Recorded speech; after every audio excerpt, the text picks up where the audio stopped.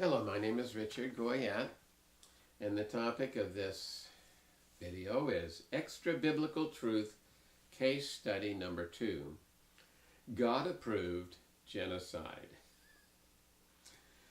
Second only to the doctrine of eternal conscious torment in hell, God-approved genocide in the Bible has been the most troubling to me.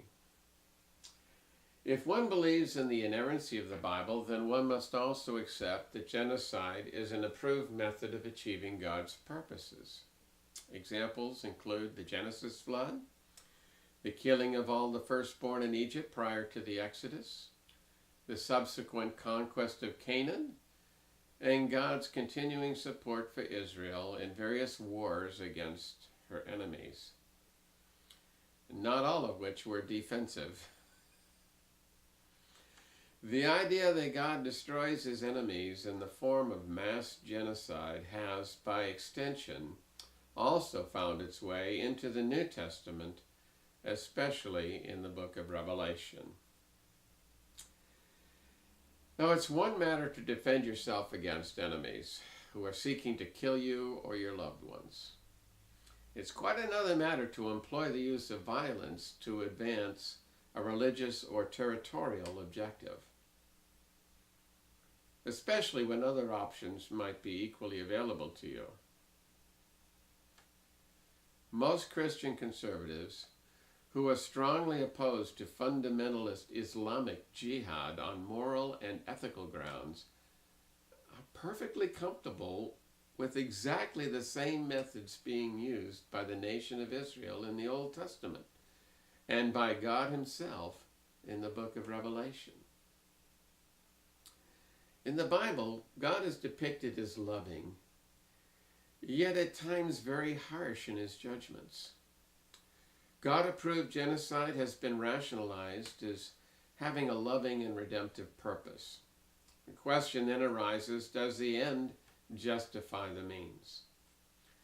When tempted to return evil for evil and employ violence to resolve problems or achieve righteous goals, are we able to do this in the spirit of what Christ taught us about loving our enemies and returning good for evil? Is there a conflict between what Christ taught and what was previously taught in the Old Testament? Was God really approving, even commanding the use of genocide? Or was man incorrectly ascribing this to God? In order to successfully resolve this issue, we need to discard the doctrine of scriptural inerrancy and employ a different basis for interpretation of the scripture. Separating truth from error in the scriptures is not nearly as difficult as you might expect. Those teachings which are consistent with what we know to be the true character of God, as described by Christ himself, may be accepted.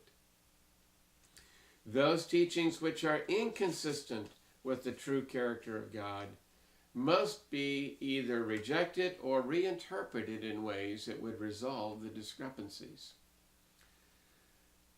For the answer I seek, the primary extra-biblical information source I would draw on is the use of common sense, logic, and lessons of history.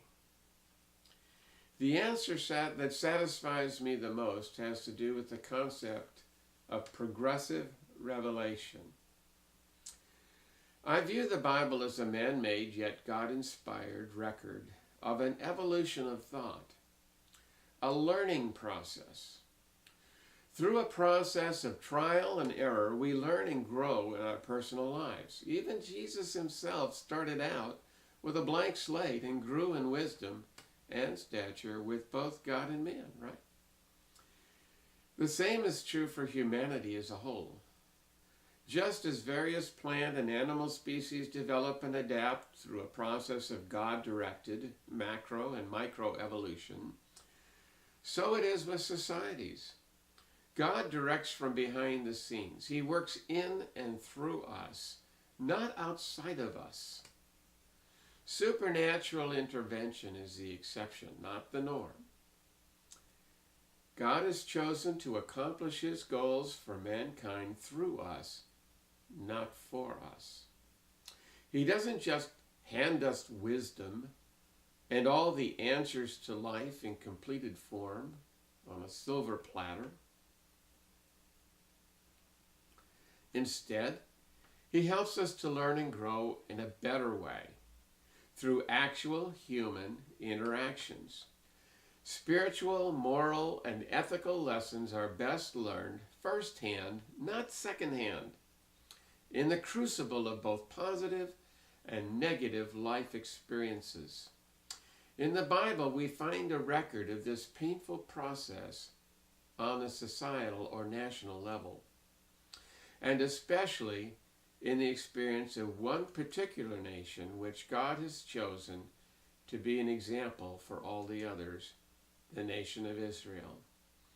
The Bible records their successes and their failures. It records their wisdom and also their misconceptions and misunderstandings. This whole process reaches an apex of sorts in the life and teachings of Jesus Christ. All that has gone before should be evaluated on the basis of what Christ taught. Since the time of Christ, society has continued to evolve and change, and progress has not been easy or smooth. Many of Christ's followers have not been able to fully assimilate much of what he taught. Many of them remain stuck in the past and have not been able to discard many of the mistaken religious beliefs and ethical mores of the ancient Hebrews.